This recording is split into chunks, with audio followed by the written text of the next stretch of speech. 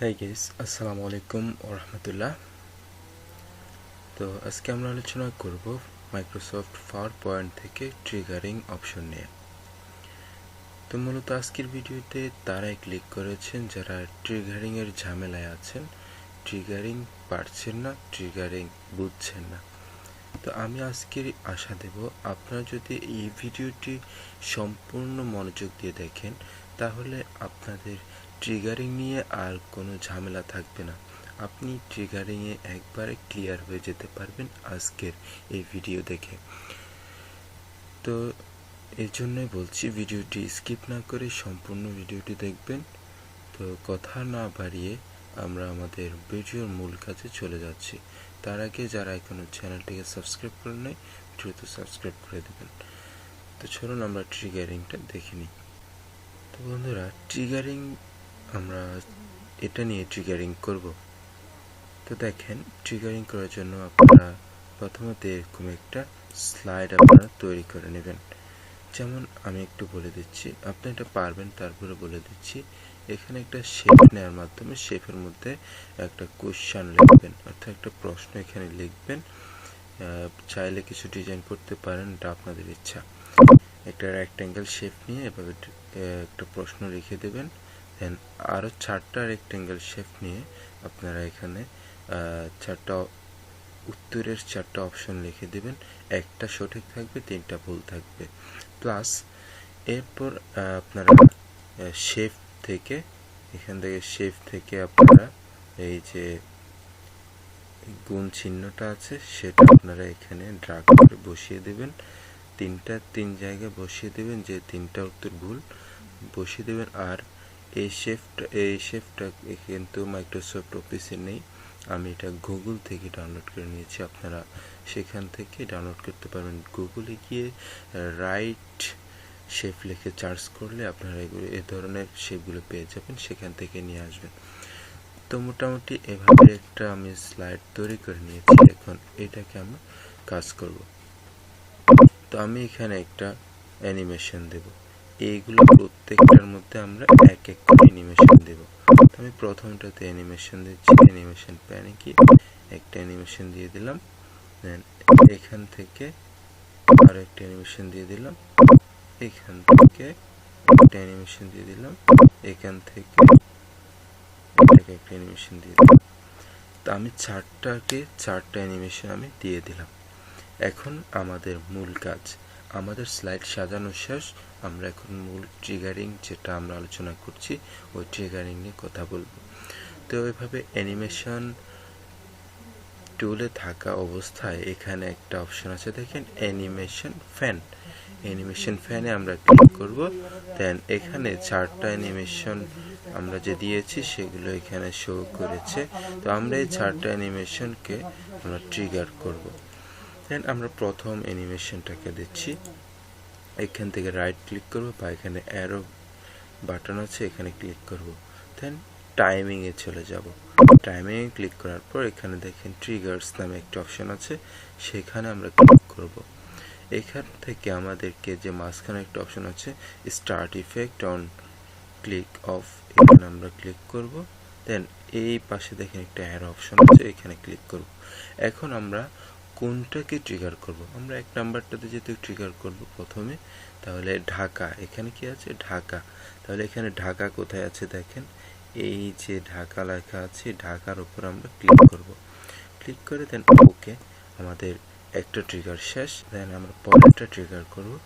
এখান থেকে ক্রস আইকনে আমরা সিলেক্ট করলাম। দেন এখান থেকে আবার রাইট বাটন ক্লিক করে টাইমিংয়ে চলে যাব।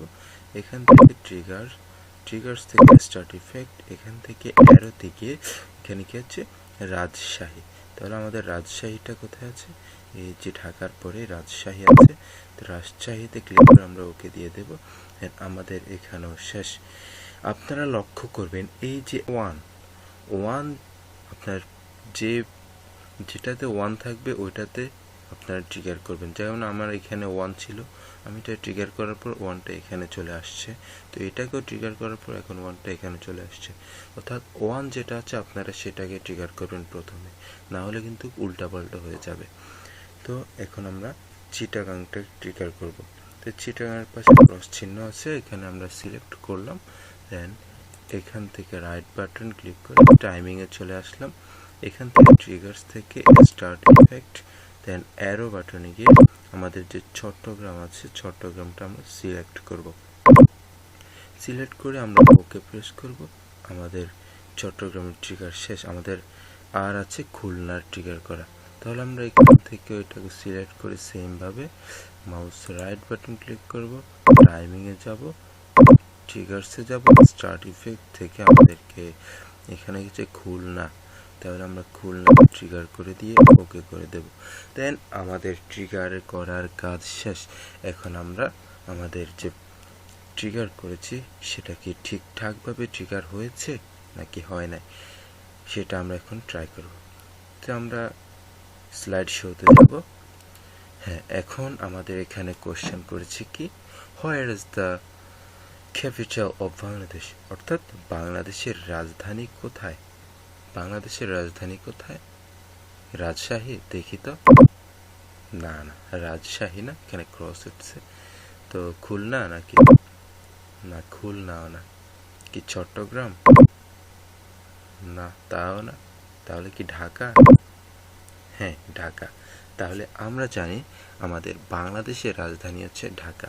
আমরা ঢাকা ব্যতীত অন্য যেখানে ক্লিক করব আমাদেরকে ক্রসের মাধ্যমে সে ওয়ার্নিং দিয়ে দেবে আপনার উত্তরটি সঠিক নয়, অর্থাৎ সঠিক উত্তরটি বাছাই করুন।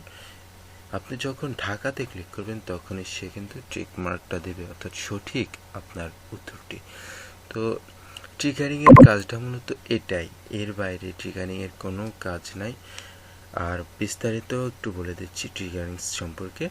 ট্রিগারিংস হচ্ছে আপনার স্লাইড আপনার নির্দেশনা অনুযায়ী কাজ করবে। এমনিতে আমরা যখন স্লাইড শো করি একটার পর ক্লিক করলে একটা পর্যায়ক্রম আসতে থাকে।